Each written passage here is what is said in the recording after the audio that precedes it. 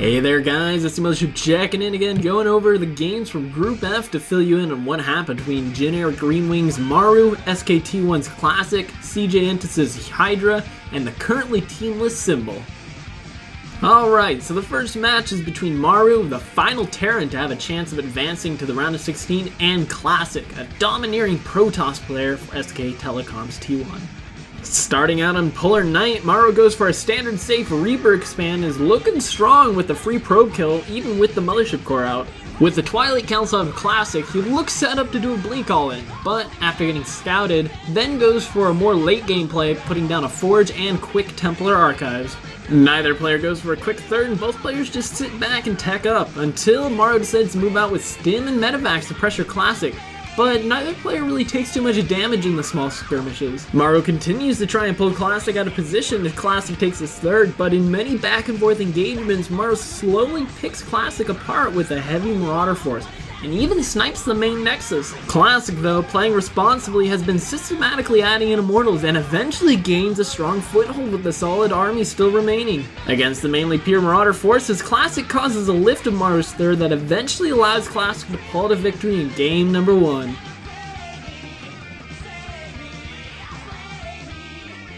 The Terran Hope Maru is now down 1 game, and we are hopping into heavy rain. Classic this game actually commits to the incredibly powerful Blink Stalker all in, but Maru, the incredible player that he is, scouts it again with the Reaper. Taking a page out of Pult's book, Maru rides out to meet him and gets a pretty good engagement in the center of the map, taking out a good number of Stalkers and pulling back to play defensively before this true storm comes out. Classic makes use of the heavily cliffed main, but after 2 kinda iffy blinks, pulls back and techs up to Templar Storm. Maru, making a similar mistake as Supernova did on this map, tries pressuring at the natural and overcommits and tries to divide and conquer, but gets divided and conquered himself. In a sick engagement, Classic, having picked away at Maru's army, takes an insane engagement using a hallucinated Colossus to gain vision and storms a large portion of army at the top of Maru's ramp, ravaging the natural of Maru. Maru tries to hold and micros his little heart out, but eventually with superb play, Classic takes the second game, demonstrating exactly why Protosses are doing so well in GSL Code S.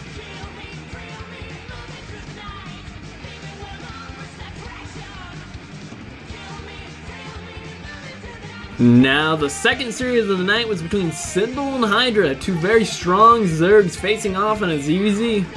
Game 1 begins with the hatch first out of Symbol and a pool first out of Hydra. Symbol, the first player to reveal his hand, decides to go for defensive Banelings while Hydra gets +1 armor, which will allow his Lings to not get one-shotted by Baneling, and goes for an all-in with the 3rd base for extra production. Symbol goes for a faster layer and begins going up to Spydra as this attack begins to ramp up though, and Hydra, with some seemingly poor control, keeps purposely running Banelings into Spies and clusters up his Lings, losing a ton to Baneling hits. Symbol is in such a transitionary period that the +1 armor is so much that the trading of Lings and Banelings for drones puts Symbol further and further behind. Symbol's mutas do come out, but with Queens and Spores galore at the main of Hydra, the early game damage and the mid game aggression appears to be too much for Symbol, and he goes for one last push that barely gets held off, giving Hydra the early lead in this series. Symbol loses game number 1. Game 2 is on Yansu, a smaller map, and Hydra goes for an early pool while Symbol goes hatch and gas before a pool. It cancels the hatch right when he sees the Lings. Symbol defends pretty well, but Hydra gets his hatch up far more quickly, so Symbol counters with a large number of Lings while Hydra is teching up to Roaches. With misplaced Queens and the Roaches not being out quickly enough to defend, the back and forth nature of ZVZ means that Symbol miraculously takes game number 2. The final game between Hydra and Symbol takes place on Heavy Rain, Hydra's map choice. Symbol again goes for the greedy hatch gas then pool, which luckily Hydra does not do an early enough pool to capitalize on with. Symbol reveals his intentions first, going for Roaches and being aggressive, trying to push that early economic advantage. With the delayed spine out of Hydra and so many units, Symbol is able to deal some damage and defends the counter from Hydra pretty well. With the economic advantage that he now believes to be at though because of the Lings that he produced, Symbol feels that his counter must do crippling damage to Hydra to stand a chance. which they are not able to do, and GG's out quickly.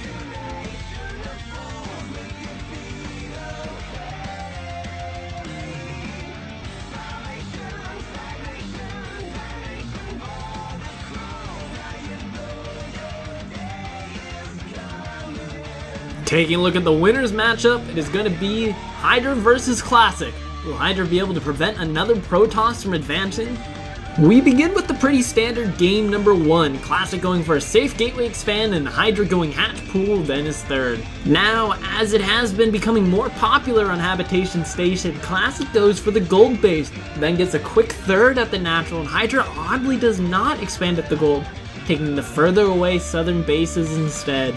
Neither player committing too much to an attack, both players play defensively, teching up. Classic going for Robo after getting a large gateway army, and Hydra playing a Ling Hydra style while building up to Swarmos.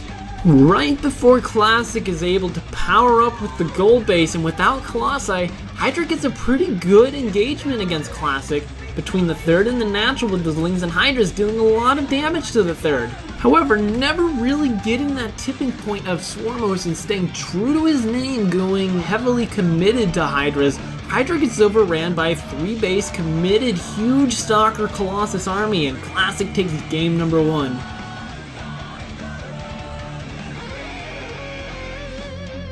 Daedalus Point is the arena for battle in the next game, and again we see both players playing passively.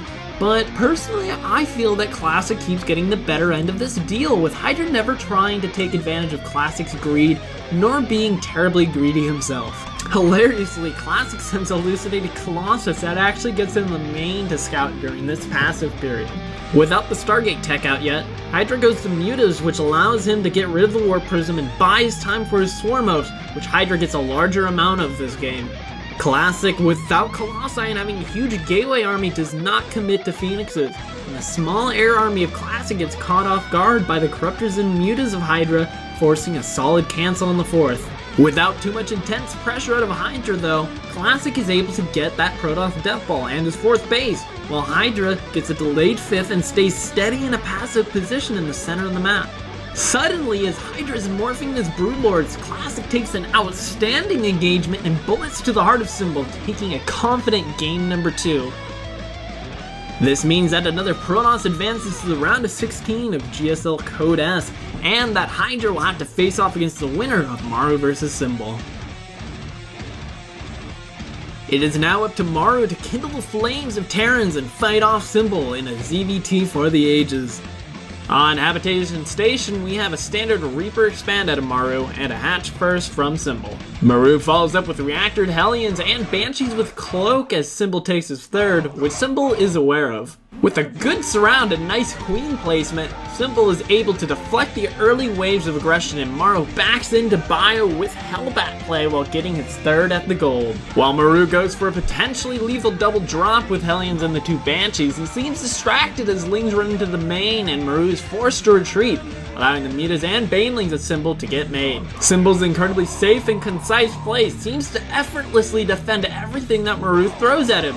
And, as we see Terrans do time and time again, Maru overcommits and gets overran straight to his production facilities, which causes him to GG out.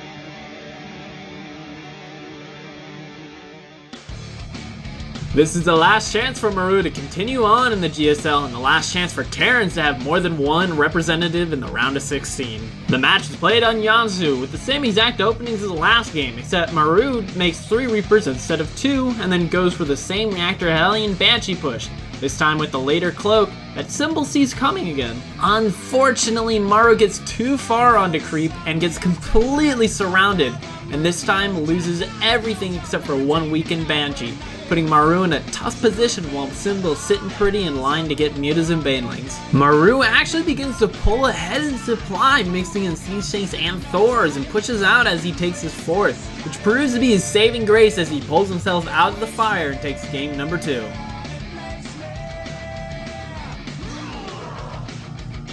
Maru, in potentially his last game in Season 1 Code S of 2014, proxies a single barrack smack dab in the middle of the largest map in the map pool, Alter Z Malter, and Symbol goes hatch first into pool with gas, not the greediest possible opener. The bunker gets down, forcing out more lanes while Maru takes his natural. But without too many losses on either side, Maru pulls out and he gets a quick third base, giving him potentially a slight advantage. He follows up again with Reactor Hellions and Cloaked Banshees, which gets seen again by Symbol. However, the early Reaper pressure proves to be taking its toll as the Reaper Hellion push this time deals insane damage, killing all the Lings and Queens at the natural Symbol, giving Maru the worker lead and a huge advantage going into the later stages of the game. Maru, with another attack just as the mutas are getting out, splits like the Marine Prince he is, kills the hatchery and ekes out the needed win to move on in the group to face off against Hydra,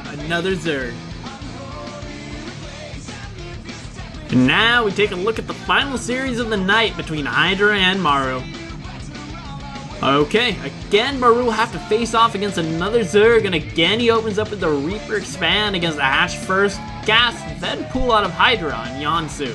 This time, Maru gets a quicker third, but still with Reactor Hellions and a Banshee follow-up. Hydra, with a large amount of Lings being produced and an early Baneling nest, sets up for a Baneling bust, while Maru gets a run-by with the Hellions and Reapers, which appears to be poised to do some damage, but that never really comes into fruition. He is though able to see the upcoming attack, prompting bunkers due to his lack of units. So many Banelings go crashing into the natural of Maru, and in a dismaying end, Maru gets ran over, taking the first loss in the series.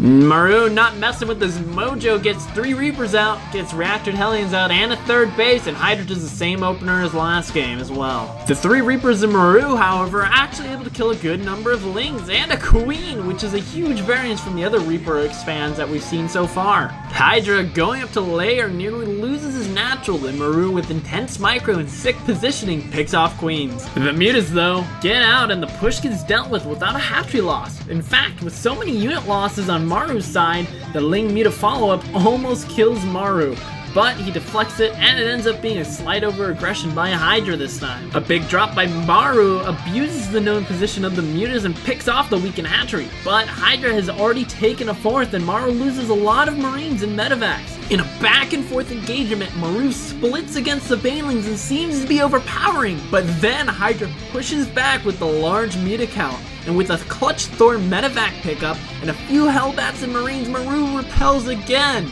A full surround by Hydra seems to clean up the push, even with great micro by Maru. But in a nail-biting, intense moment, both players reinforce with every bit they have, and it comes down to the last swing of units. And in an incredulous win for Maru, he takes game number 2.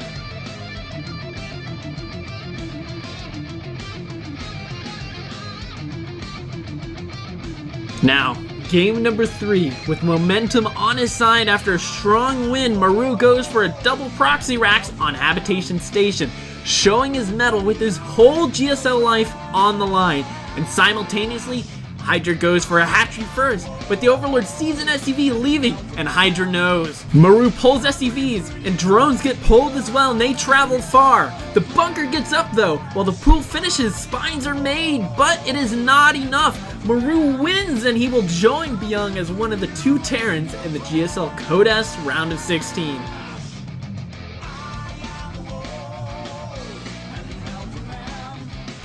Well, after one of the most insane ends to a group that I've ever seen, Classic will move on 2-0 along with Maru after some amazing comebacks.